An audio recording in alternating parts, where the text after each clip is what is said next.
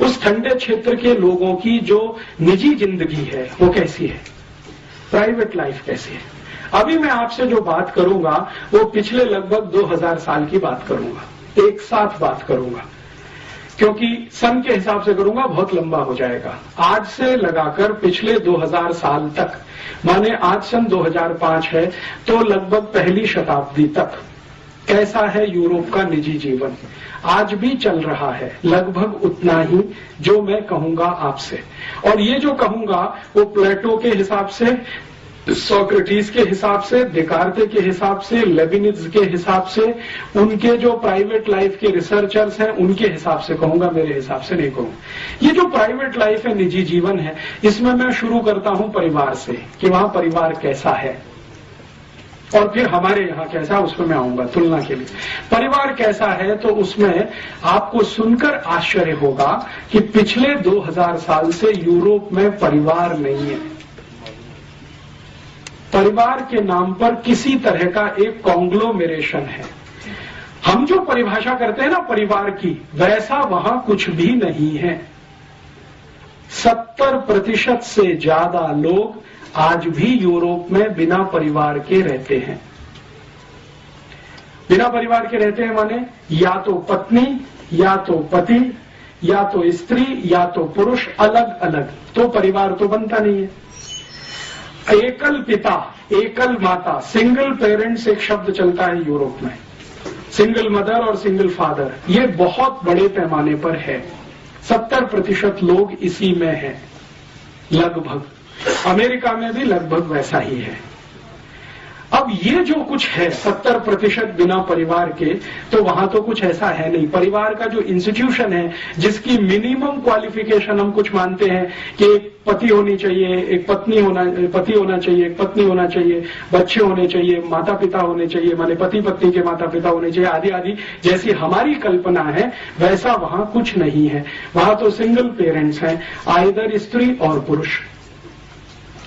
अब जो है ऐसे इलाके में बच्चों की क्या स्थिति है, बच्चे कैसे हैं, तो बहुत आश्चर्य की बात है ये जानना और समझना कि पूरी की पूरी यूरोपियन सोसाइटी या यूरोपियन सभ्यता पैट्रियार्कियल है, पितृसत्तात्मक है।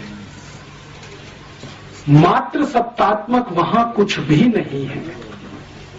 जो कुछ भी है वो पिता के आसपास है, पिता के केंद्र में है। माता का कोई केंद्र पूरे यूरोप और अमेरिकी सभ्यता में नहीं है। प्लीज आप अगर चाहें तो इस हॉल से बाहर जाएं, प्लीज। मैं आप दोनों से कह रहा हूं, आपसे मैं दोनों से कह रहा हूं, आप चाहें तो इस हॉल के बाहर चले जाएं, क्योंकि मुझे बोलने में बहुत तकलीफ हो रही है और दूसरों को सुनने में तकलीफ हो रही है। कम से कम आप यहाँ अमेरिकी सभ्यता का ये लक्षण पेश न करें कि आप इंडिविजुअल हैं और हम सब एक समाज के हैं। हाँ, तो वो आप मेरे व्याख्यान की बात कहिए ना, ये तो जाने के कह रहे थे, तो आप जाने दीजिए ना उनको। आप जो है इतना डिस्टर्बेंस कर रहे हैं, कोई तो इतना डिस्टर्बेंस नहीं कर रहा है यहाँ पे। so hot in hot country. लेकिन आप जो है इतना ज्यादा क्यों मिसबिहेव कर रहे हैं? Don't be so hot in so hot country. आपका मिसबिहेवियर मुझे हॉट होने के लिए मजबूर कर रहा है। इतनी देर से मैं देख रहा हूं कि आप दोनों अपनी गपशप कर रहे हैं, तो बाहर जाके करें। You are talking beside the topic. ये तो आप बाद में कह सकते हैं, ठीक है, लेकिन इस तरह से आप बाहर बैठकर बात करें, ये तो भारतीय सभ्यता के अनुकूल नहीं बैठता कहीं भी। भारतीय अनुकूलता। तो अगर आपको नॉनसेंस लगता है तो यहाँ से जाइए, आप यहाँ क्यों बैठे हैं? हाँ, तो शांति से सुनिए उसको। अगर सुनना है तो शांति से सुनिए, उत्तर देना है तो शांति से दीजिए। ये तो कोई तरीका नहीं है कि कोई बात कर रहा है और आप बीच बीच में अपनी बात करें, तो वो बाहर जाके कर सकते हैं। आप इस हॉल में 2 दरवाजे हैं। हाँ,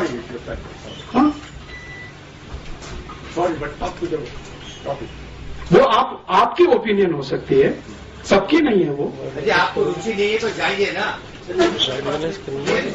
बहस बात कर रहे हैं, डिस्टर्ब मत करिए। आप सबको डिस्टर्ब किए जा रहे हैं, क्या मतलब? चलिए सर, आप बोलिए। मैं उनकी जो प्राइवेट लाइफ में परिवार की बात कर रहा था। परिवार जैसा कुछ बन नहीं पाया है आज तक।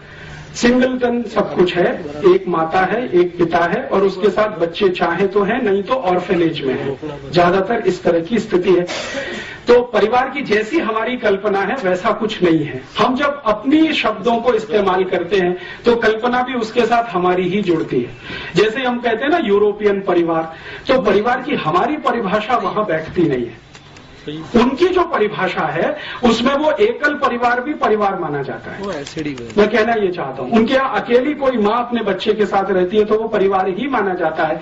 अकेला पिता अपने बच्चे के साथ रहता है तो परिवार ही माना जाता है। भारत में वो मान्यता नहीं है। भारत में तो माता पिता साथ में रहते हैं, बच्चे उनके साथ में हैं और सिर्फ माता ही पिता नहीं, उनके साथ दादा दादी भी है, नाना नानी भी है, चाचा चाची भी है, मौसा मौसी भी है, मामा मामी भी है, ये भी है। तो हमारे परिवार का अंग बनता है और इसी परिवार का एक बड़ा हिस्सा कुटुंब होता है, कुटुंब का बड़ा हिस्सा कुल हो जाता है, कुल का बड़ा हिस्सा वंश हो जाता है और वो आगे आगे बढ़ता चला जाता है।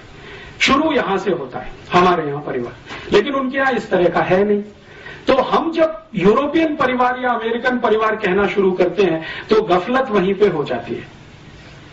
हम हमारे शब्दों को उनकी सभ्यता में जब फिट करने की कोशिश करते हैं तो उसमें कंफ्यूजन बहुत हो जाता है।